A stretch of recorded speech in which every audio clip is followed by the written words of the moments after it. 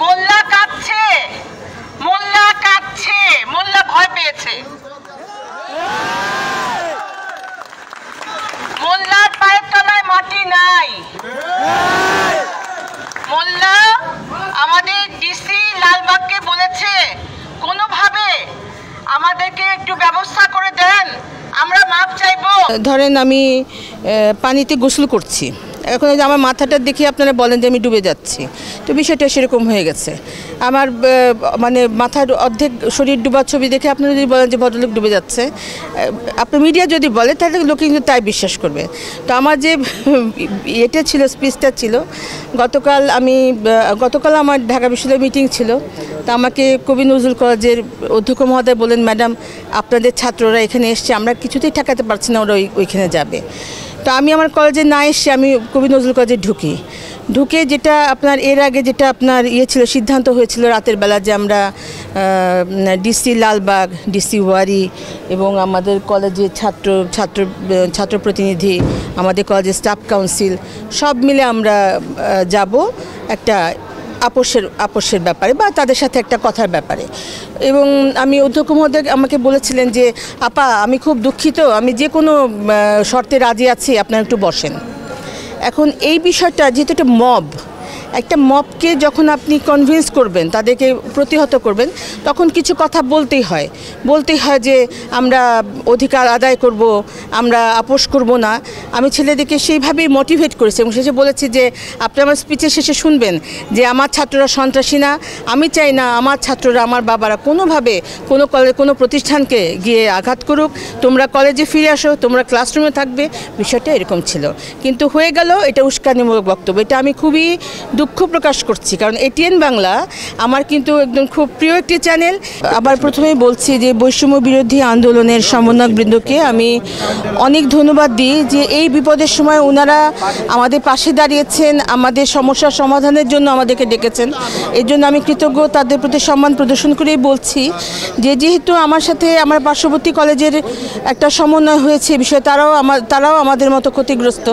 তো কবি নজরুল কলেজের অধ্যক্ষ মহোদয় অত্যন্ত মানসিকভাবে অত্যন্ত ভেঙে পড়েছেন। উনি যেটা বলেছেন যে আমার ছাত্রছাত্রী সব আহত এবং আমার ছাত্রছাত্রী এই মিটিংয়ে যদি আমাদের ডক্টর মাহবুবুর রহমান মোল্লা কলেজ আসে, তাহলে আমাদের ছাত্রছাত্রীরা বিক্ষুব্ধ হবে, কারণ আমরা এখন আপোষের সময় না। তারপরে হচ্ছে আমরা সরকারি প্রতিষ্ঠান, শিক্ষা মন্ত্রণালয়, আমাদের অভিভাবক, শিক্ষা মন্ত্রণালয় আমাদের যেভাবে গাইড করবেন, তারা যদি বলেন যে হ্যাঁ আপনারা সমন্বয়কবৃন্দের সাথে এবং এদের সাথে আপনারা একটা মিটিংয়ে বসেন, সেক্ষেত্রেই আমরা বসতে পারি। এই ধরনের নানা ধরনের কিছু প্রতিবন্ধকতার কারণে আমরা বসিনি। এর অর্থ এই না যে সমন্বয়কবৃন্দের এই যে তাদের যে শুভ উদ্যোগ, এই উদ্যোগের প্রতি আমাদের আস্থা ছিল না তা না, কিন্তু আমাদের মানে কিছু কি বলবো সরকারি প্রতিবন্ধকতা আছে, নিয়মের প্রতিবন্ধকতা আছে। এবং সর্বোপরি যেটা হচ্ছে যে আমরা কখনোই এখন যে পর্যায়ে আমাদের ছাত্র জনতার যে নার্ভ, যে আবেগ কাজ করছে, তাদের সাথে বসলে তারা দুঃখ বোধ করবে এবং ভাববে যে তাদের অভিভাবকরা হয়তো বা আপোষের হাত বাড়িয়ে দিচ্ছে, এরকম একটা বিষয় কাজ করবে। এই কারণে মানে কোনো ধরনের যাতে আর কোনো ধরনের আপনার বিশৃঙ্খলা না হয় সেদিকে খেয়াল রেখেই আমি আমার এই মানে সমন্বয়ক ভাইদের এত শুভ উদ্যোগে মানে যোগদান করতে পারিনি। আমি আন্তরিকভাবে দুঃখিত।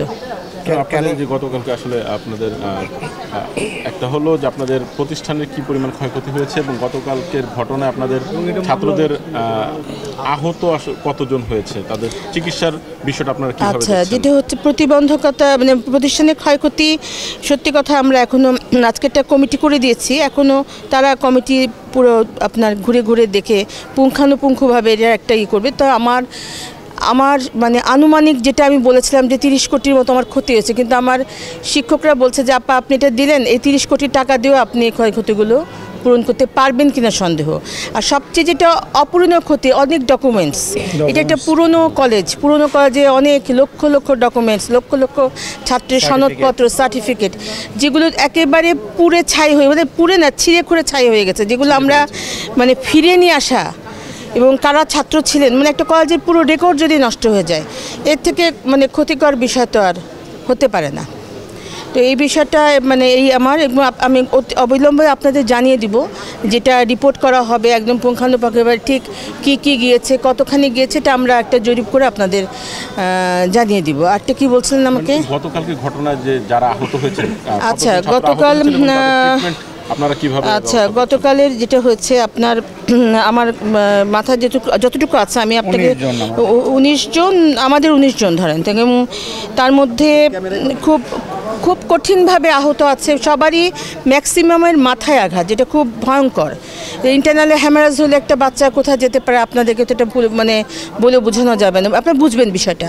আরেকটা হচ্ছে যে কারো হাত ভেঙেছে, কারো পা ভেঙেছে, কেউ এমন ব্যথা পেয়েছে উপর দিয়ে দেখা যাচ্ছে না কিন্তু সে দাঁড়াতে পারছে না।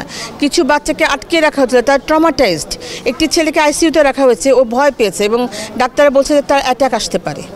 এবং যে আমার শিক্ষক তরিকুল, ও ছিল ছাত্রদের সাথে, ও ছিল, তো বলেছে যে আমাদের এক ছাত্রকে কুপিয়ে তার নিতম্ব 2 ভাগ করে ফেলা আছে, এটা খুব ভয়ানক।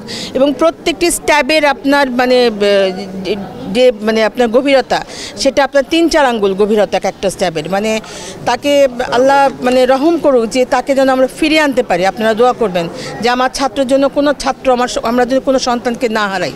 এটা আপনাদের প্রতি এবং পুরো দেশবাসীর প্রতি আমি বলবো যে আপনারা আপনাদের প্রার্থনায়, আপনাদের সব সময় প্রার্থনায় আমাদের বাচ্চাদেরকে রাখেন, যাতে তারা ফিরে আসে, সুস্থ হয়ে ফিরে আসে। ম্যাডাম, এই যে এখন সর্বশেষ আসলে কোনো যারা আচ্ছা চিকিৎসার বিষয়টা বলছি। আপাতত আমি কলেজের তহবিল থেকে বাচ্চাদেরকে আমি বলেছি যে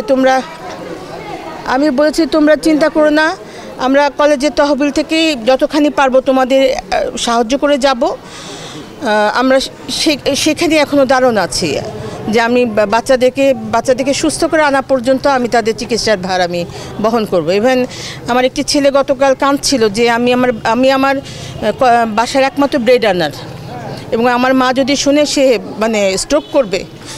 তো আমি তাকে বলেছি, বাবা আমি আমার বেতনের টাকা তোমাকে দিয়ে দিব, তুমি চিন্তা করো না। তো আমি আসলে সত্যি আমি এখানে আবেগপ্রবণ হলে হয়তো বা অনেকে বলবে যে আমি এটা একটা করছি, আমি আবেগপ্রবণ, সরি আপনাদের কাছে।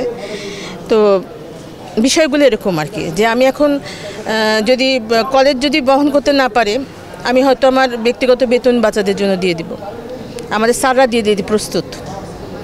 এই যে সর্বশেষ আসলে দেখা যায় যে সমস্যা সংকট নিরসনে আর কোনো ধরনের উদ্যোগ আসলে পরীক্ষা স্থগিত করা আপনাদের কলেজ এবং ওই মাহবুবুর রহমান মোল্লা কলেজ কিংবা শিক্ষা মন্ত্রণালয় তার তরফ থেকে আসলে কি? আমার মনে হচ্ছে তারা যথেষ্ট বিচক্ষণ, শিক্ষা মন্ত্রণালয়ের দায়িত্বে যারা আছেন, আমাদের শিক্ষা সচিব মহোদয় ইতিমধ্যেই উনি হাসপাতালে এসে ছাত্রদের দেখে গেছেন, এবং শিক্ষা মন্ত্রণালয়ে আমাদের ডিজি মহোদয়, শিক্ষা মন্ত্রণালয়ের সচিববৃন্দ, আমাদের শিক্ষা উপদেষ্টা মহোদয়, তারা নিজেদের মধ্যে আলোচনা করছেন। আমার মনে হয় অতি সত্বর আমরা একটা সমাধান তারা আমাদেরকে দিবেন, এবং তারা আমাদের অভিভাবক, তাদের উপরে, তাদের সিদ্ধান্তের উপর আমার পরিপূর্ণ আস্থা আছে।